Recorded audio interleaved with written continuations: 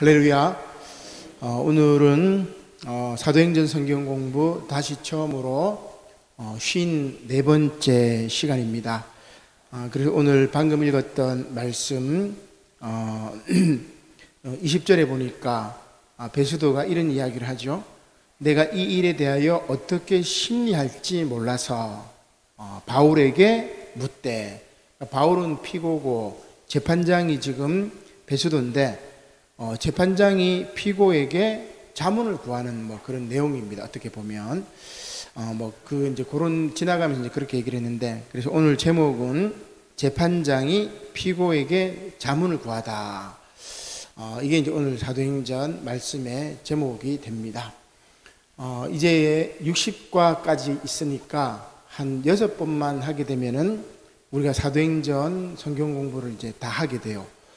근데 이제 최근 들어 이렇게 보니까 계속해서 이제 바울이 가이사라의 로마 총독 관저에서 2년 동안 이제 감옥에 갇혀 있으니까 베스도 총독 이전에는 또 벨릭스 총독 때 한 2년 정도 감옥에 갇혀 있었고, 계속해서 이제 감옥에 갇히고 그 상황들이 계속 반복이 됩니다. 그래서 여러분들이 요 상황이 이제 변화가 없다, 요 상황을 우리가 인지를 하고 있어야 되고, 3차 전도행이 끝난 다음에 예루살렘에 다시 와서 유대인들의 고소로 이제 로마 총독 앞에 그 로마에서 파송된 유대 총독 앞에 서게 되었다. 요거를 이제 우리가 딱 이해를 하시고, 지금 요 바울 당시에 로마 황제는 누구냐면은 바로 네로 황제입니다. 기원 후 54년경부터 64년 동안 로마를 통치했는데, 바울이 지금 이제 전도 여행을 하고 3차 전도행이 끝난 상황이기 때문에 한 60 몇 년 정도, 60년대 초반 정도 이렇게 볼 수가 있겠죠.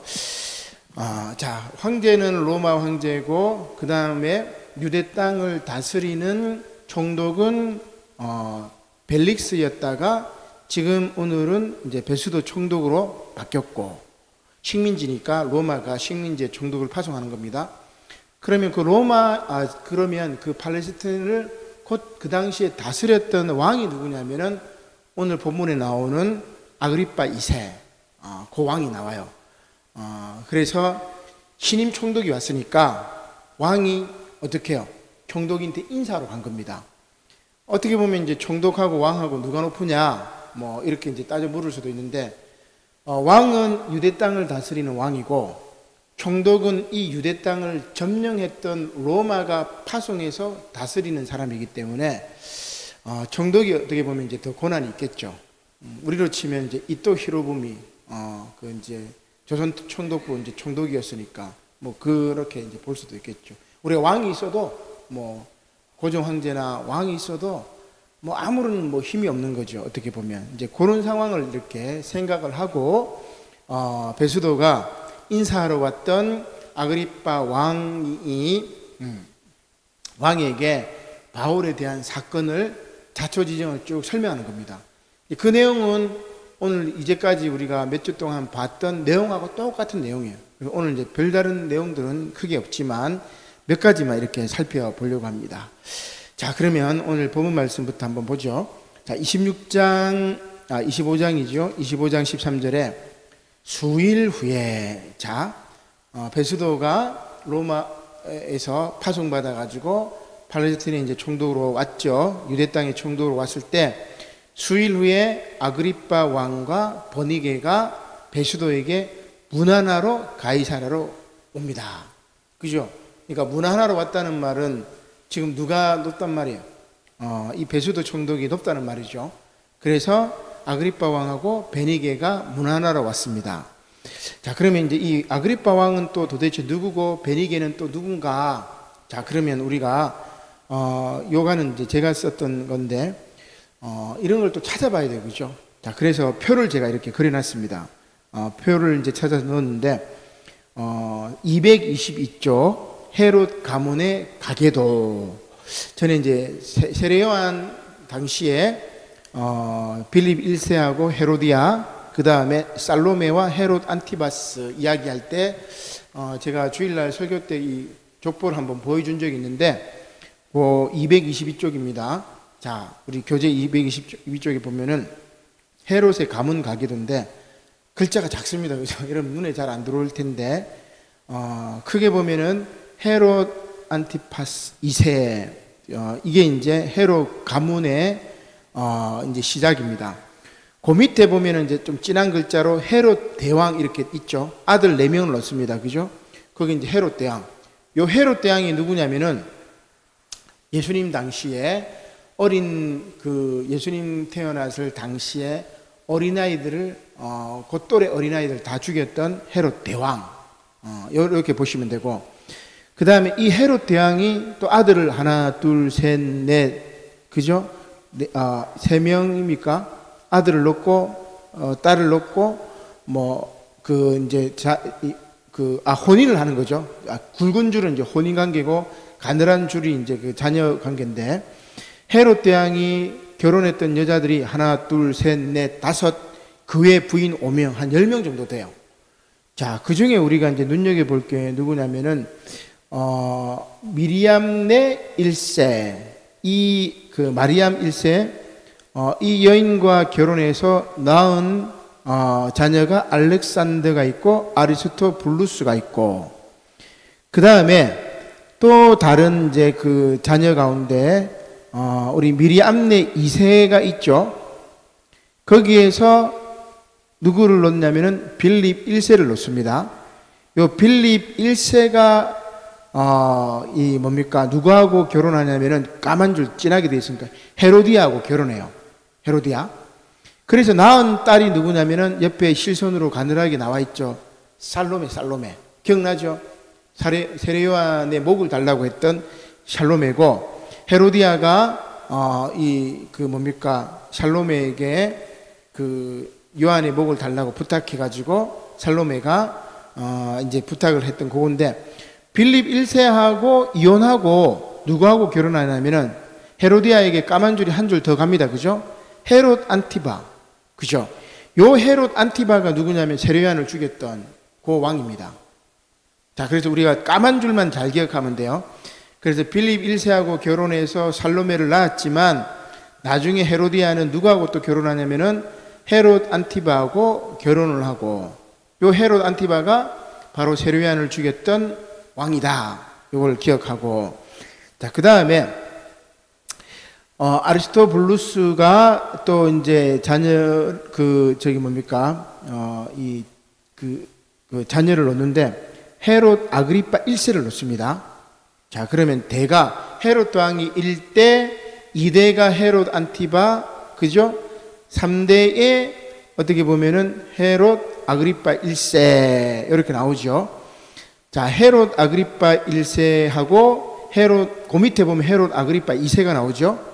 이건 다 형제입니다. 아들입니다. 자녀. 그 직계니까. 헤롯 아그리파 1세가 3대고, 그 다음에 헤롯 아그리파 2세가 4대가 돼요.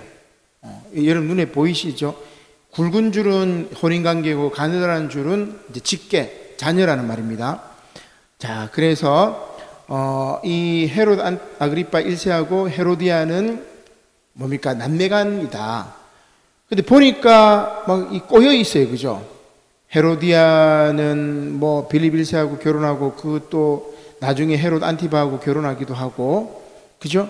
이렇게 막 족보가 이렇게 막 섞여 꼬여 있는데, 아무튼 이 헤롯 아그리파 1세가 낳은 자녀들이 3명이 있죠.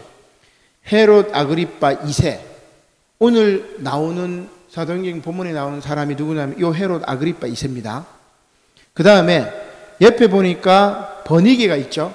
오늘 사도행전 본문에 나오는 버니게가 요 버니게예요. 그 다음에 옆에 보니까 드루실라가 나오죠. 여러분 드루실라 기억납니까?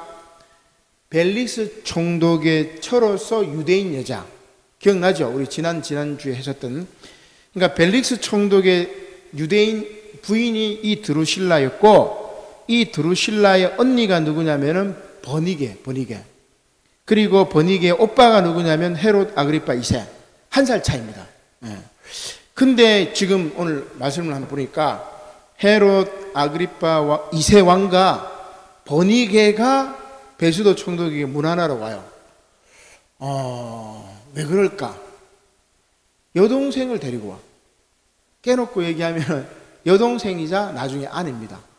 이 버니게가 다른 사람하고 결혼했다가 뭐 이혼하고 돌아오고 한 몇 번 결혼했다 돌아오고 아마 이제 오빠하고 이제 근친상가 뭐 이런 식으로 얘기를 하는데, 그래서 아마도 배수도 총독 문안할 때 아내 역할들을 했고 뭐 그 다음에 여동생이지만 그런 어떤 근친상간 관계를 가졌고, 그래서 헤롯 아그리파 2세가 버니게하고 이제 배수도 총독을 만나러 왔다. 이렇게 이제 보시면 돼요. 그 당시에는 이제 왕족 혈족끼리 서로 이제 근친상간 이런 것들이 많았고, 로마도 마찬가지 아니었어요, 그죠? 뭐 우리 신라 시대도 비슷한 뭐 그런 것들이 있었습니다. 자, 참고로 하고, 자 그러면 다시 본문 말씀으로 돌아가서, 이렇게 아그리파 왕과 버니게가 베수도에게 이제 문안하러 가이사에 이제 올라왔습니다.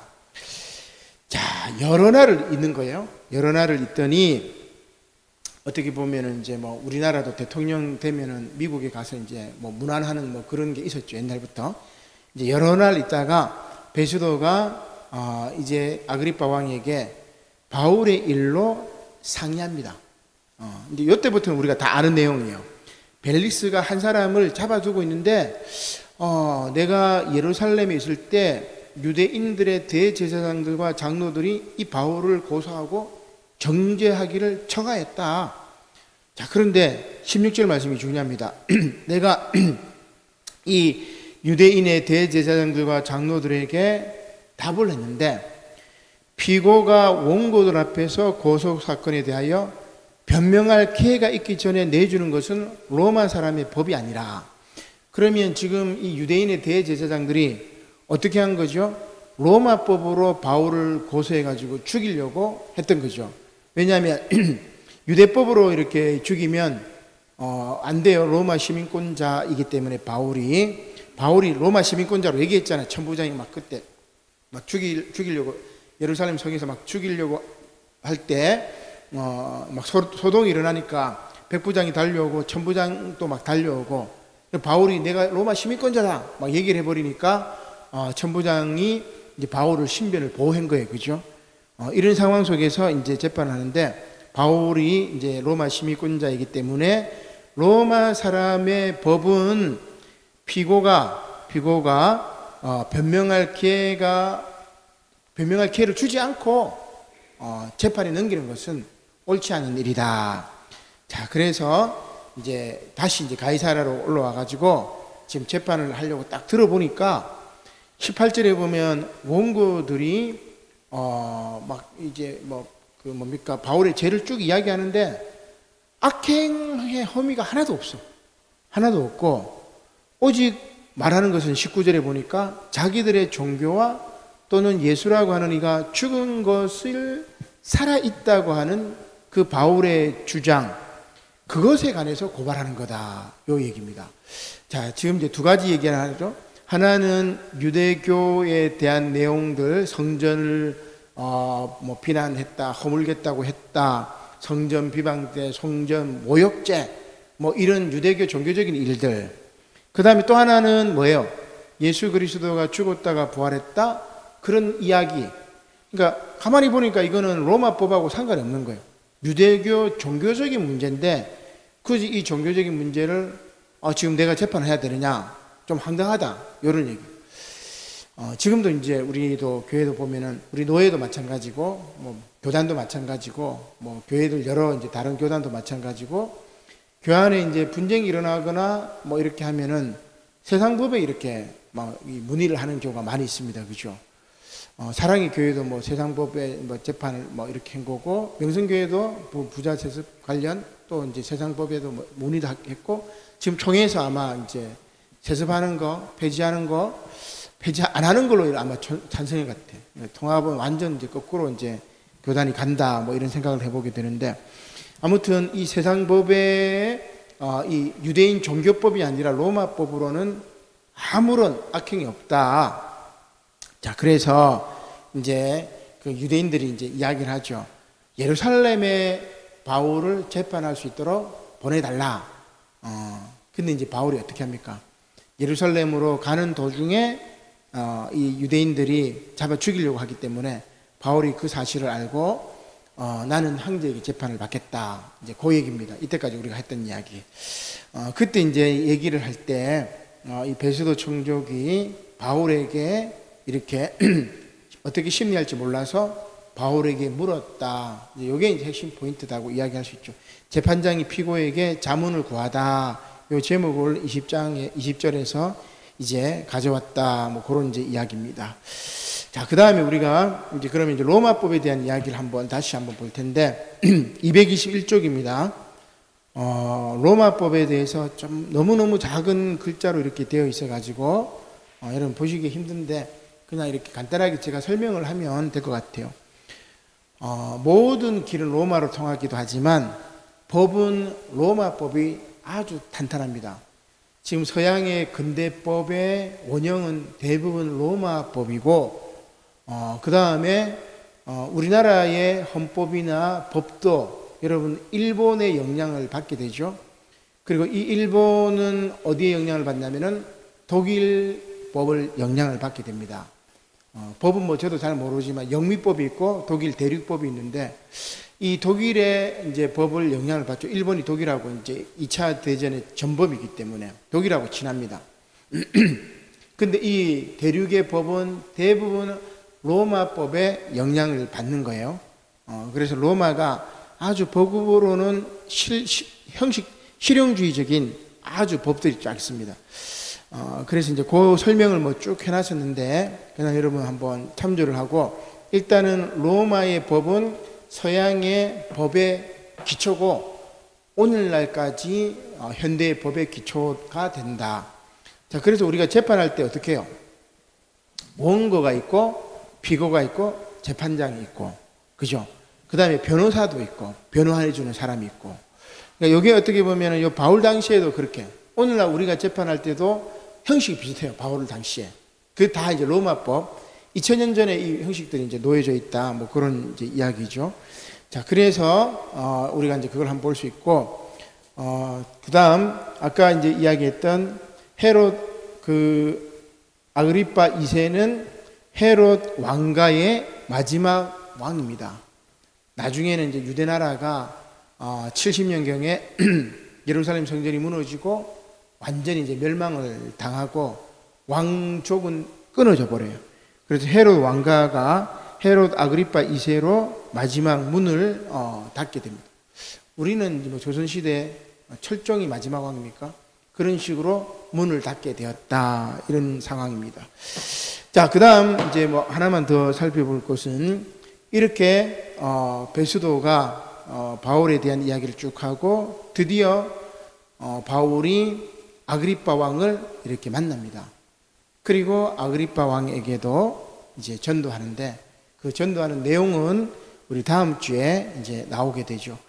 오늘은 이제 상황 설명이 이렇게 쭉 나와 있어가지고 특별히 이제 뭐 어려운 말씀은 없고 그 당시 시대 배경, 그 다음에 아그리파 왕은 어떤 왕이다, 그 다음에 총독은 누구였고, 그 당시 황제는 누구였고, 그 다음에 베니게는 또 누구냐, 뭐 이런 걸 쭉 상황을 보고 그 다음 주에 우리 아그리파 왕에게 바울이 변명하고 복음을 전했던 것을 이렇게 볼 수가 있을 것 같아요.